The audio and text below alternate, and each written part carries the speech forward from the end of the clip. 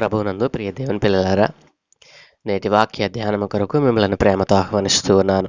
నేటి వాక్య ధ్యానముగా కొరింథీయులకు రాసిన 2వ పత్రిక గ్రంథ విశ్లేషణను మనము తెలుసుకునబోతా ఉన్నాం. అందు నిమిత్తమై ప్రార్థన చేద్దాం. మమ్మల్ని మిక్కిలిగా ప్రేమించుచున్న మా ప్రియ పరలోకపు తండ్రి, గొప్ప దేవ, నీకు వందనాలు నాయన.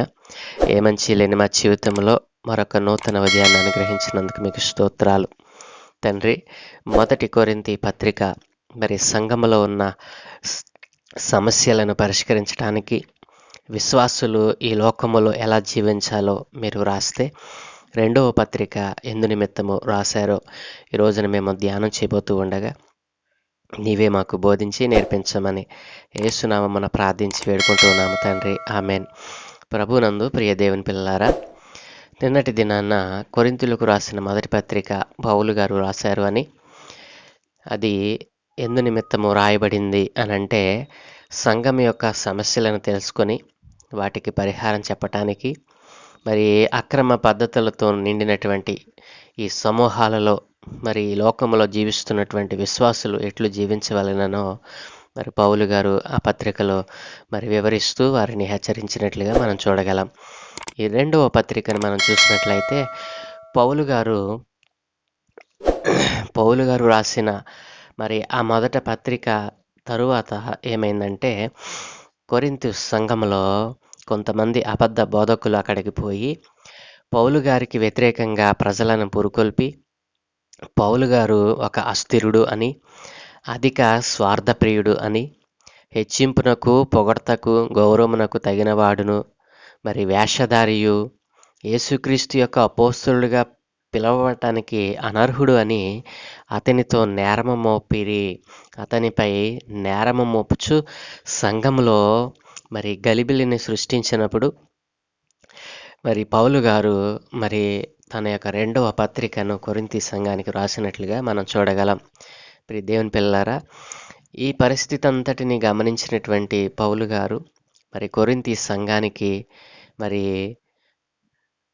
పత్రిక వ్రాస్తూ, మరి అక్కడ ఉన్నటువంటి ఈ యొక్క భయంకరమైనటువంటి వ్యతిరేకత ఉన్నప్పటికీ అక్కడ పౌలు గారును అనుసరించి నడుస్తున్నటువంటి మరి తీతు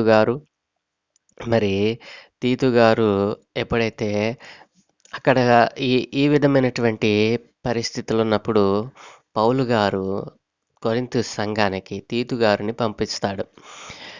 తీతు ఎప్పుడైతే కొరింథీ సంఘానికి వచ్చి పౌలు గారి యొక్క మరి ఆ యొక్క మనస్సును, పౌలు గారి యొక్క అపోస్తలత్వమును, ఆయన యొక్క సేవను గురించి, మరి కొరింథీయులకు ఏర్పడినటువంటి మారు మనసును మరి వారు తెలియచేసినప్పుడు, తీతు మరి కొరింథీ సంఘానికి తెలియచేసినప్పుడు, వారు అబద్ధ బోధకుల నుండి త్రిప్పబడి మారు మనసు పొంది ఏ రీతిగా వారు మరి దేవునిలో నిలిచి ఉన్నారో ఆ మాట విన్నప్పుడు పౌలు గారు ఎంతో సంతోషిస్తాడు.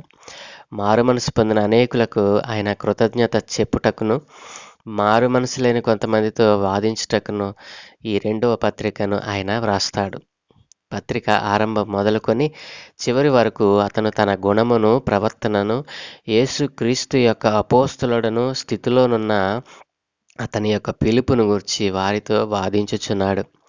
కాబట్టి ప్రియ దేవుని పిల్లలారా, ఈ 2వ పత్రిక మరి అబద్ధ బోధకులను సంఘంలోనికి లేపినటువంటి అపవాదిని ఎదిరించడానికి, ఆయన యొక్క సేవా జీవితాన్ని, ఆయన యొక్క అపోస్తలత్వాన్ని, ఆయన యొక్క మరి స్వభావాన్ని మరి వ్యతిరేకంగా ప్రకటిస్తున్నప్పుడు మరి తీతును మరి సంఘానికి పంపించి వారిని మరలా మరి దేవునిలో నిలిపినట్లుగా ఈ పత్రికను మనం చూడవచ్చును.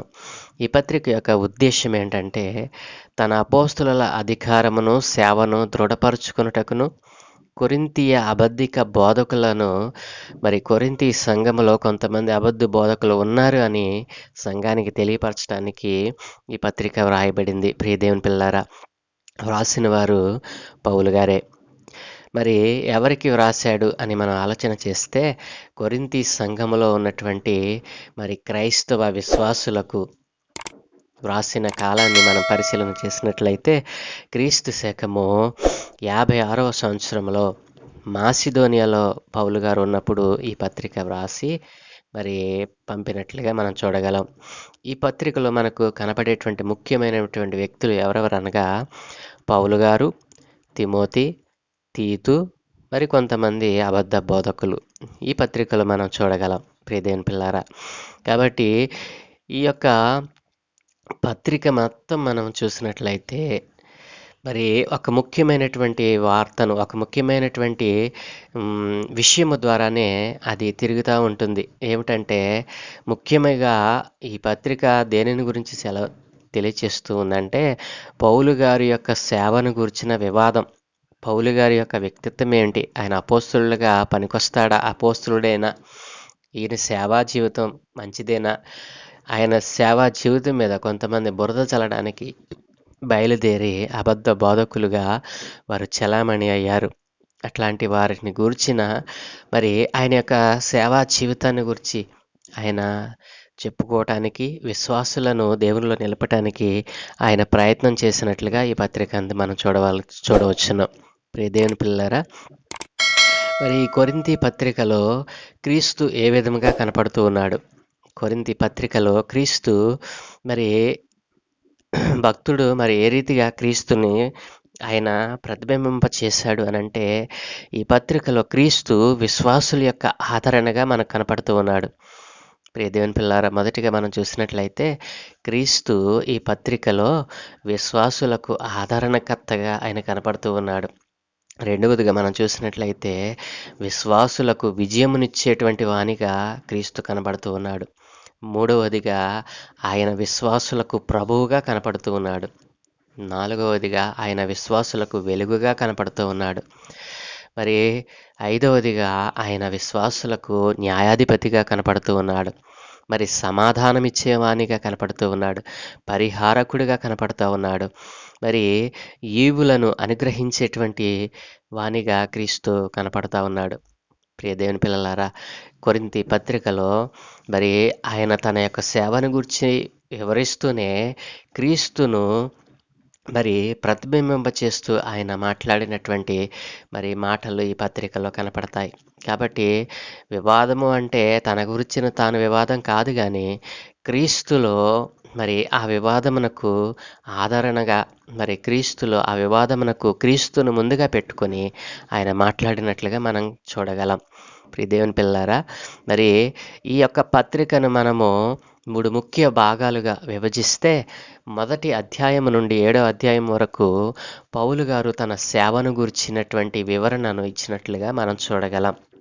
ప్రియ దేవుని పిల్లారా, మరి రెండవ భాగాన్ని మనం చూసినట్లయితే పరిశుద్ధుల కొరకు పౌలు చేసిన సహాయ నిధి, దాని యొక్క పని తనమును గురించి ఆయన 8వ అధ్యాయం నుండి 9వ అధ్యాయం వరకు మనము చూడగలం.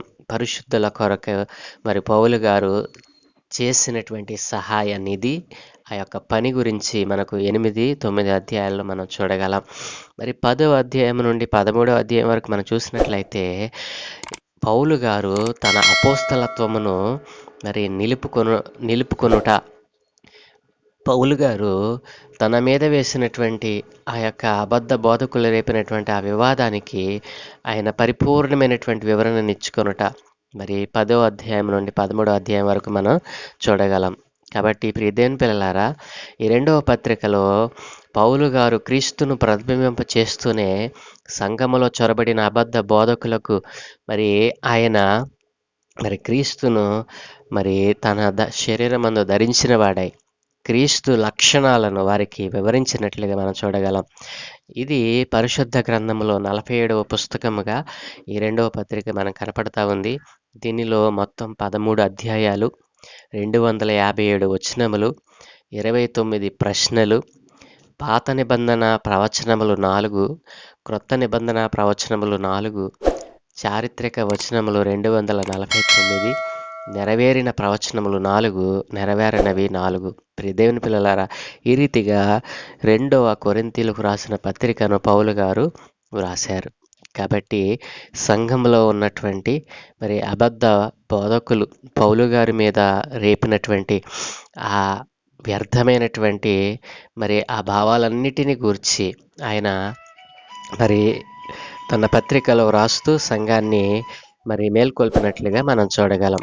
కాబట్టి ప్రియదేవుని పిల్లారా, సంఘం ఒక గ్రంథం యొక్క విశ్లేషణ, ఒక గ్రంథమును చదివే ముందు దానిలో ఏమి రాయబడి ఉందో ముందే తెలుసుకుంటే దాన్ని చదువుతున్నప్పుడు మనకు ఈజీగా అర్థమవుతుంది. కాబట్టి ఈ రెండవ పత్రికలో పౌలు గారి యొక్క మరి సేవను మనం చూసినట్లయితే ఆయన మీద పడినటువంటి మరి ఆ యొక్క మరి ఆ సేవను గురించినటువంటి మరి తన వ్యక్తిత్వమును గురించినటువంటి అపోస్తలత్వమును గురించినటువంటి వాదమును ఆయన సంఘానికి తెలియజేస్తూ ఏ రీతిగా ఆయన అపోస్తలుడుగా మరి దేవుని సేవకునిగా తన సేవను జరిగించారు, తన సేవా జీవితాన్ని గురించి క్లియర్గా వివరిస్తూ మరి విశ్వాసులను మారు మనసులోనికి నడిపించినట్లుగా మనము ఈ పత్రికను అర్థం చేసుకోవచ్చును.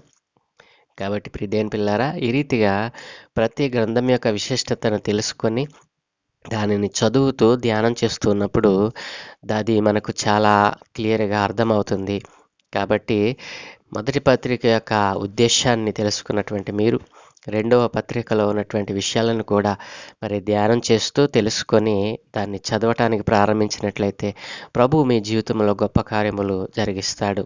ఆ రీతిగా ప్రభువు మిమ్ములను మీ కుటుంబాలను ఆశీర్వదించునుగాక. ఆమేన్. ప్రార్థన. సకల ఆశీర్వాదముల కారణభూతుడైన తండ్రి, మా గొప్ప దేవానికి వందనాలనైనా.